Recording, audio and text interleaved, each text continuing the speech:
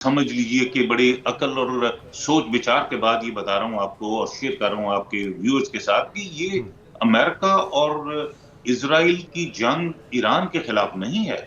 ये अमेरिका और इजराइल की जंग है। इसको लॉजिकली सोचिए, ये अमेरिका और इजराइल की जंग है और ये ग्रेटर इजराइल के प्लान का हिस्सा है।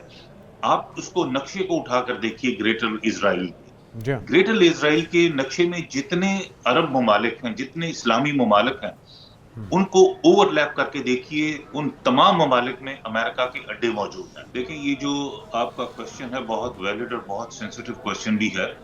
मैं समझता हूं कि ये इस वक्त अगर ईरान इनसिक्योर है और ईरान रिलाय नहीं कर रहा इस एक्सटेंशन पे, तो मैं उसको ब्लेम नहीं करता। बिकॉज पिछले माजी में 1.5 साल में जो प्रेसिडेंट ट्रंप ने अपनी जो एक पर्सनैलिटी एक्सपोज की है, वो यही है कि वो लेफ्ट इंडिकेटर देते हैं, राइट जाते हैं, वो एक्सटेंशन देते हैं या पीस की बात करते हैं तो अटैक करते हैं, अटैक की बात करते हैं तो पीस के रास्ते पे चल पड़ते हैं।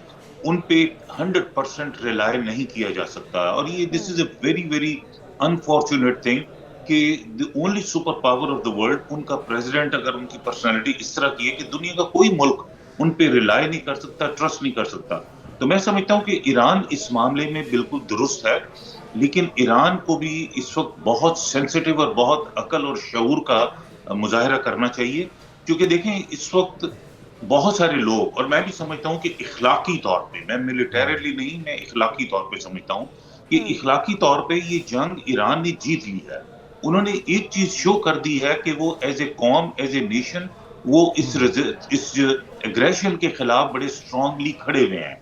और वो तमाम तर नुकसानात के बावजूद वो खौफजदा नहीं है अमेरिका के साथ। लेकिन बाज़ औक़ात रसूलुल्लाह सल्लल्लाहु अलैहि वसल्लम ने सुलह हदीबिया करके हमें एक पैगाम भी दिया है कि बाज़ औक़ात अगर इस तरह के हालात होते हैं तो कंप्रोमाइज करने में कोई नुकसान या कोई बुराई नहीं।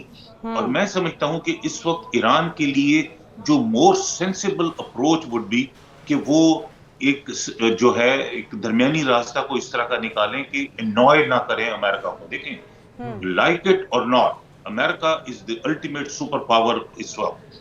और दुनिया का कोई मुल्क, चाइना, रशिया, कोई भी मुल्क हो, अपनी तमाम तर इकोनॉमिक पावर के बावजूद अमेरिका के रास्ते में खड़ा होने की जरूरत नहीं कर रहा। याद रखिएगा, चाइना भी इकोनॉमिकली सपोर्ट कर रहा है, सप्लाईज दे रहा है ईरान को, रशिया भी स्टेटमेंट्स दे रहा है, लेकिन अमेरिका का हाथ पकड़ने की जरूरत इस वक्त किसी में नहीं है। वो तो आपकी बात और ठीक है इस मलिक साहब, वक्त लेकिन हम देख रहे हैं कि जिस वजह से, जिसको बुनियाद बना के जंग का आगाज़ किया गया, उस पर तो लचक दिखाने को ईरान तैयार है, चाहे वो अफजूदा शुदा यूरेनियम का मामला हो या जोहरी हथियारों के हुसूल का मामला हो या फिर आबना हुर्मुज़, इवन उसके ऊपर भी ईरान लचक का मुजाहरा दिखाने को तैयार है। लेकिन वो आबना हुर्मुज़ जो जंग से पहले बिल्कुल खुली थी पूरी दुनिया की ट्रैफिक के लिए, उसे बंद कर दिया गया और उसी को ही इस वक्त मरकज़ निगाह बना दिया गया है। तो फिर मुसलसल वादा खिलाफ़ी या जो डिमांड्स में इजाफा है या जो गैर रिवायती उनके बयानात हैं या जो उनकी ट्वीट्स हैं ट्रुथ सोशल के ऊपर, वो इस मुज़ाकराती अमल को ख़राब कर रही हैं।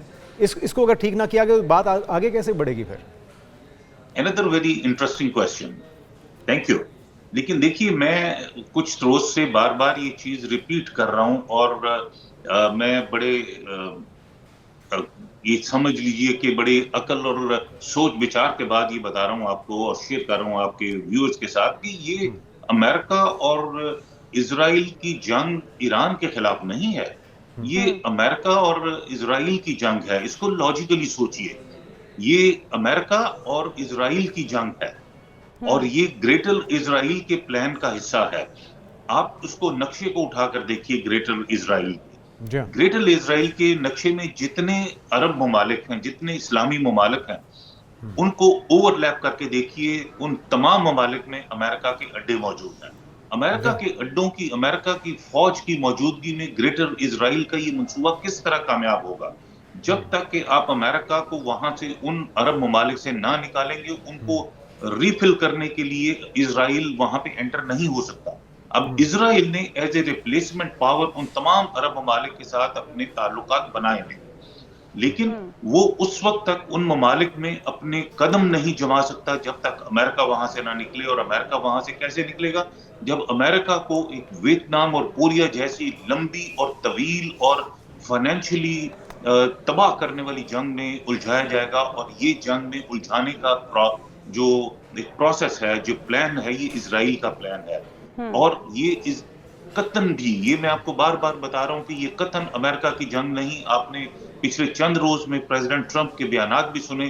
جس وقت اسٹریٹ آف ہرمز کو بند کرنے کی بات ہوئی تو انہوں نے کہا بھی جن کے تیل بند ہوا ہے وہ جانے اور ان کا کام جانے، میرا کیا تعلق اسٹریٹ آف ہرمز سے. کچھ دن کے بعد وہ اسٹریٹ آف ہرمز کی وہ بلاکٹ کر دیتے ہیں ایران کی. کیوں؟ اس لیے کہ جب وہ اپنی عقل سے بات کرتے ہیں تو وہ اسی طرح کی بات کرتے ہیں کہ it's none of my business, جس کا تیل رکا ہوا ہے وہ جانے اور ابنائے ہرمز جانے.